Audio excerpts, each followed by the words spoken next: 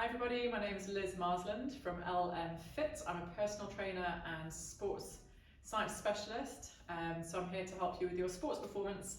I'm here at Run and Become in Belgravia, also running experts in running equipment and how to increase your performance using the best shoes and equipment.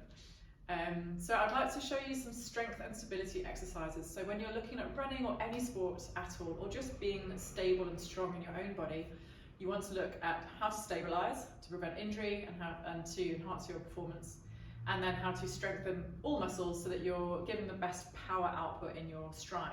So if you think if there's a little bit of a wobble in the hip or the knee or the ankle, or even your core is a little bit not as toned and strong as it could be, your core being your stomach, your hips, your glutes, and even your back, then this will all decrease your potential in performance in running or any sport.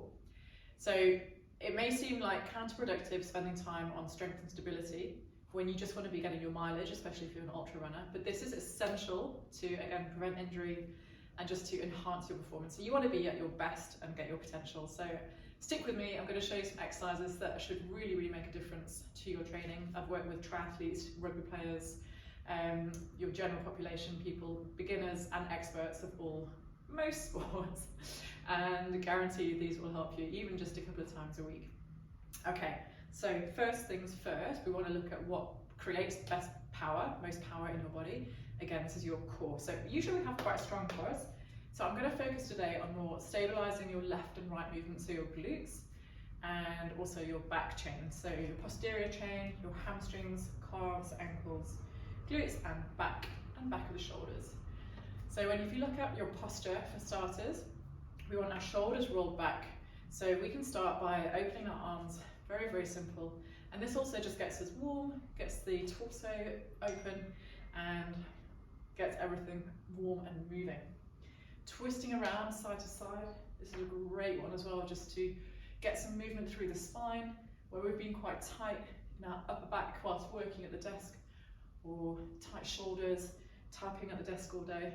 It's going to be really good just to open us up, get some oxygen into the body, and you'll also feel how it gets blood flow to the hips and your spine. So you can spend a few minutes on that. And then we want to twist our body again, so really get through every angle, just to prevent injury. You often get tight hips and back. So you can just do across the body, stretching. And spend about 30 seconds to a minute on each of these. I won't go through it all now, I'll just give you a demonstration. And then you can also do your triangle in yoga if you've seen it. Reaching down, that's a lovely stretch for the side body and the shoulders. And this is one of my favourite stretches, which basically stretches everything. I call it heaven and earth, you'll see why. Hand down, long stride, knee off the back, elbow down, elbow round. That's your earth, that's your heaven. Okay, so do about 8 each side. And you can see you're opening your hips, your hip flexors, hamstrings, SI joint, shoulders, everything. Okay, so it's a really great one. If you don't have time to do anything else, do that one. Awesome. So when we are looking at power output in running, we want to look at core, glutes, legs. I'm going to start with simple reverse lunge high knee. This may look simple. If you stay on one leg, drop the knee, straighten this leg, and try and balance at the top. You'll see it's not actually that simple. A lot of people are quite wobbly, and just doing this you can see where some weakness may be. It gives us clues, so just give it a go. You can do 8 each side again if you've got more time.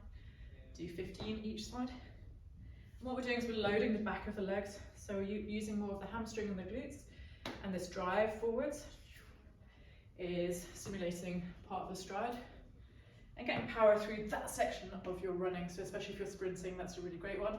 You can use dumbbells as well. Forgive me if I'm panting as we go. And then side to side movement as well. I'm going to open the legs and do the Cossack squat. This is trying to increase range in your ankles, hips and knees while strengthening, and also just looking for any areas that you might need to work on. So if you can't quite get down without your toe coming forwards, your foot coming forwards, you might have a bit of tight ankles or tight hips. What you can do as well is use a ledge under your heel to help you just stabilize and keep your heel in contact with the floor or the ledge. So you're working about 20 of these. When we're going side to side or using one leg, it's quite imperative in our training because we want to see if there's a difference between the left and the right side. If you notice a strong difference, then you can do more on the left, for instance, to make up, and just slowly over time trying to balance out that strength a bit more. What you commonly find as well is that if you're right-handed, you might have a strong right quad, but a stronger left hamstring. That's just because this is your leading leg, and then the one that breaks and does other things is hamstring on the other side, so the hamstring will be stronger on the left side. Just something to note when you're working out. Awesome, so we've done the reverse lunge high knee, testing out one leg at a time. Now we're going to look at the one-legged deadlift. You might have used this done this with a weight before. We're just going to look at body weight movements today. One-legged deadlift is a great way to also see where there might be some imbalances, especially around the glutes, pelvic area, okay, and also the foot. So when you're using your foot to balance, think about digging your big toe in and your whole foot making contact. So just be aware of where your toes are. Sometimes we tend to bring them up. Try and dig that big foot and big toe down. So you're taking one knee up. This leg's straight with a slight bend in the knee just to protect the knee joint. You want your hips to be in alignment. So instead of twisting around like and losing control, you're going to be in control. So tight tummy, take it back slowly. If you twisted, bring it in here. You can see I'm really good at this. And then bring it through. And this is important. You haven't finished here. You need to stabilize here as well. So just find your balance here. Be aware of what the core is doing. Often we're not being aware of the tummy. We don't think it's linked to the leg. Okay, so go again. High knee. Take it through. Correct your balance. Ignore camera shy. Correct your balance. You'll feel it pull more in the hamstring. So we're strengthening that chain all the way. Perfect. So you can do about 10 of those each side, and then just compare it with the other side. Left leg up. You might feel a big difference. I'm actually missing a ligament in my left ankle, so my left one's a bit dodgy. Nice. Okay, so just be aware of your core. This one is fantastic. Never skip on one-legged deadlifts. You'll see how it makes you more aware of what your core is doing as well. So if you weren't before, you'll start to really engage. Even when you're standing talking, standing in the queue, just start to be aware of what your shoulders are doing, connect to your core, and just think about posture. All right, so I've got the box with me here. I'm going to show you Bulgarian split squat. Again, done right, this is really good for your posterior chain. So taking that reverse leg, rear leg behind you, that's going to be the one on the box. And then just coming down into squat. Again, keep your foot on the floor. You want to guide your hips gently backwards so that you're loading the back of this leg and then driving up. You can use dumbbells here as well if you want to get stronger here. Again, don't rush it, just nice and slow, see how it feels. You don't want to go into your knee, so as you're lunging, you don't want to be coming too far forward into the knee because we're trying to load the back of the leg, get that more drive through for your posterior chain. Posterior chain, big words, back of the body. Okay, so just 10 of those each side, and you can circle through these exercises. And again, just note any differences. It gets exhausting. Okay, so we're going to look at some side plank movements and for your glutes. Test out your squat. So have your feet just outside your hip, distance apart. Feet should be slightly turned out, but not too turned out. Knees are going to go out. You can use a band around the knees for this one as well, really useful. So when you push out into the band, it's going to activate the hips a bit more. Knee should go out, and then your weight should be in your heel. Toes still on the floor. But again, we're loading the back of the leg more than the front of the leg. So this is not going to be that as effective as this one. Getting nice and low. And then if you're feeling brave, you can try a one-legged squat. So pistol squat all the way down. Or you can practice having it just in front of you and just see how far you can go. If you're not feeling that balance to try without anything behind you, then just try your single leg. Sit down and stand up.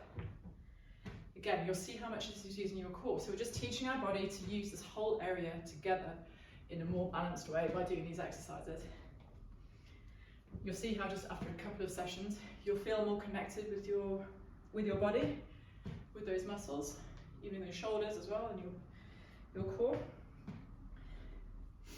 So I can feel my left is quite a lot weaker on that side, so I'll try and do more on the left when I'm doing those one-legged squats. You can do those on your sofa, on your chair at work, any of those places, just fit them in your day.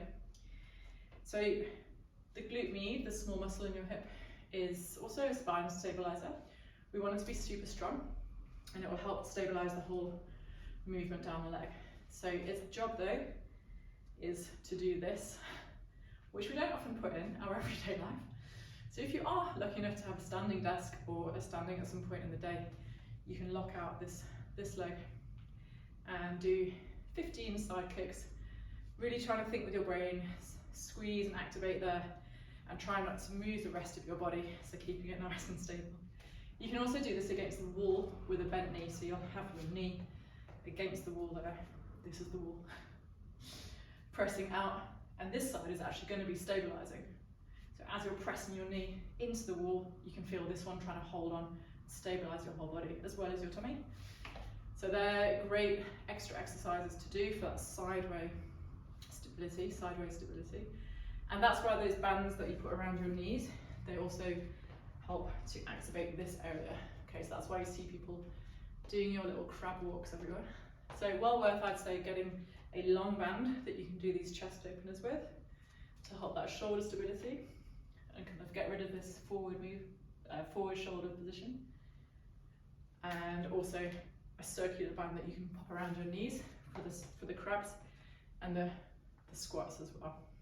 All right, so we've got reverse lunge high knee, we've got Cossack squats side to side, we have got one-legged deadlifts, one-legged sit downs, one-legged squats. Just wanted to do the other leg. And then we've got your banded squats and your side kicks. So we're going to do more on the side, but on the floor. So your side plank is really, really fantastic for shoulder stability as well, obliques, hip, and then all the way down the side, also for adductor. I'll show you a quick variety of side planks. These ones will be worth pausing and going through by yourself. So you've got your normal side plank. Here, elbow should be directly under the shoulder, same with the hand if you're on your hand. Everything down this way should be straight, so from your elbow, shoulder, to your hip, to your feet. So tuck those hips forwards, check that you're not like this. Okay, and you already should feel that burning down the side if that's right. You can have your arm up, you can have your leg up. Again, if you're doing this, as soon as your leg goes up, sometimes people do this. So try and keep it all up. You'll get the best benefit when you're stripped of yourself on this movement. So now you can get a small weight, pop it under your rib cage, twist under, bring it back, open it up. So we're just adding some challenge to the side plank. Okay, so that's another variety. Another one that Mo Farah showed me on YouTube is this one. So hip down to the floor, knee comes in and adds load to the top. Good. This hip is on fire, so I'm going to change sides. So that was your Mo Farah one, hip down, knee up. You've got your adductor plank. This could be nice for inner thigh strengthening and, again, shoulder. You can use a bench box, ideally something with a hole at the bottom so you can bring your foot up to meet the other foot. If you're worried about your knees, I would go bent knee on this one. So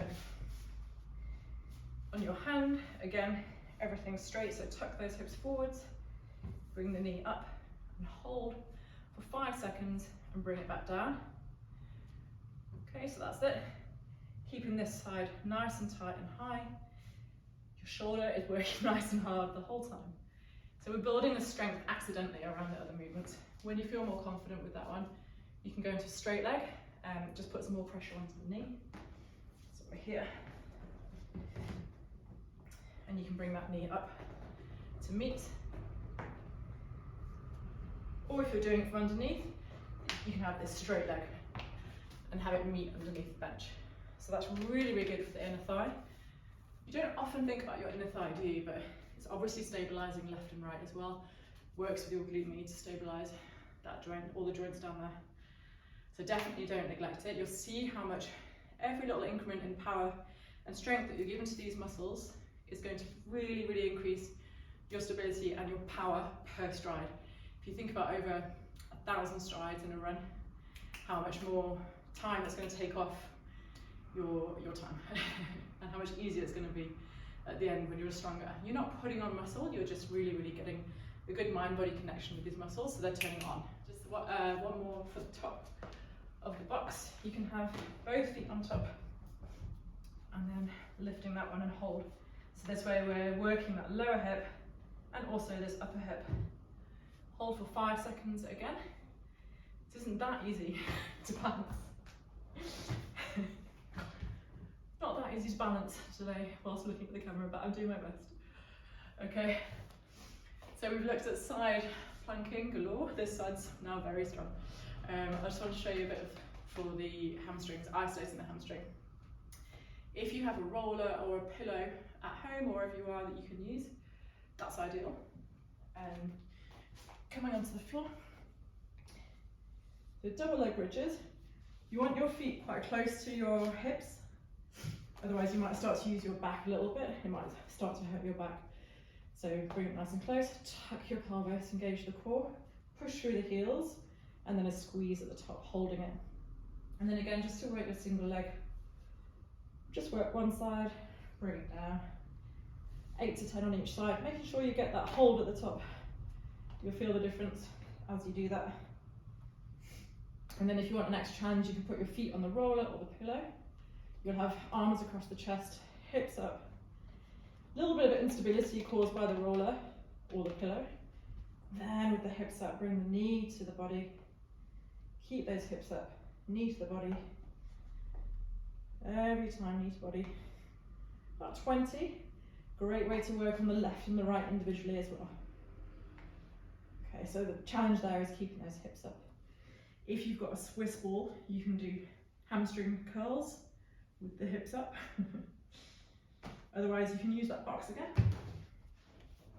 Straight legs. And now we're working the hamstring in the straight lengthened position. Isometric holds are great for building that endurance and strength in muscles. So this is when you just hold the contraction. And again, you can do bent leg as well. So bombarding you with information. Another great one for the side hip is your kneeling side plank. So just using one knee, hand comes out to the side. Again, try and get the shoulder just over the wrist joint. Knee down. But we're going to have a bit of an angle here. If you have your knee right under the hip, basically you're just loading your knee. We want the load to challenge this way into this hip. So that's quite important that you get that angle right, and you'll feel the difference when you change it. Push those hips forward again. Squeeze that glute. And then you can challenge it a little bit with some side kicks. 10. Okay, make sure that you do both sides, unlike me. He's just now going to have left strong side and running around in circles. Okay, lovely. Another one for the whole back chain, and great to be aware of your body and see where you're at with your core and back strength. Lying on the floor, feet together, arms to the side. We're going to lift the chest up, drawing those shoulders back and down. Tighten the tummy. Imagine you're going to take your tummy button off the floor. Lengthen the legs. Often we feel we're straight and we're not. So really, really lengthen them. Squeeze your bum, holding for 10 seconds. 3, 2, 1, and relax down. Up. Okay, again, it doesn't look much. It is pretty hard when you're holding all of those muscles in tension. Give it a try, see how it feels. Don't give up. Maybe choose 4 or 5 of the movements that we've gone through today. Looking at side plank, back of the leg, balance, glutes and core, and then just circulate them, cycle through them, give it a month. Put it into your routine and see how it helps you. When you're looking at explosive power, that's when also you'll see how the single leg movements have really helped you. I would recommend a little workout of Tabata. So that's 20 seconds of movement and then 10 seconds rest. You can choose maybe 4 or 5 movements and do 20 seconds of movement on the first exercise, 10 seconds rest, change to the second one, etc. So just going around a circle like that. So I'll just quickly go through a few exercises that you could do to really improve that movement and speed and power and agility through the movement. I think we've got physio at the back there coming out soon. So jumping squats would be one. Just jumping up, really opening those hips, get those shoulders back, nice landing position, hips shoot back. Perfect. We've got rolling pistols, so you can roll back, try to land into one leg.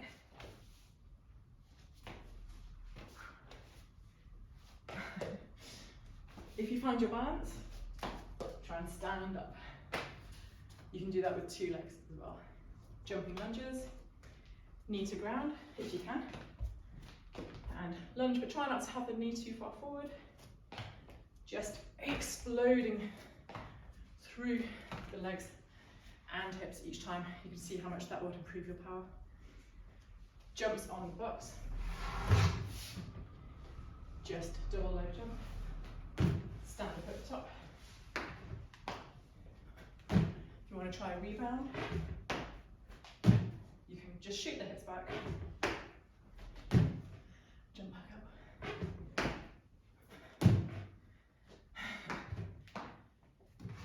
So if you've got some weights or just want to work on one leg, just stay on the one side and then drive through. So just push as hard as you can through the heel, lock it out at the top, change at the 10-second mark. Brilliant. So all of these movements are great for your power and agility, using the back of the legs quite a lot more than normal. Just a couple of core exercises for you. Go for your single leg reset. Just trying to reach the upper body. And then one that I really love is a simple hold. It looks so easy, but it really builds up. Straight leg here, bent knee here, and squeeze as hard as you can here. And just change. You'll see how it gets into the lower deep core, which is what we need for better stability. Keep going about 10 times, it really catches up with you. Okay guys, I hope all these ideas have helped. It's a lot of information, but if you can go through the exercises, drop them down, give it a go whilst you're watching the video, and then give that Tabata a try with the 5 exercises. Really going for it. Do about 5 rounds on that, 5 to 8 rounds, and just see how you feel. Don't run straight afterwards. I would isolate this session for strength, stability, and a bit of power output, explosive exercises, and then see how that really improves and changes your running and your efficiency. Have a great time and let us know how you get on. Thank you.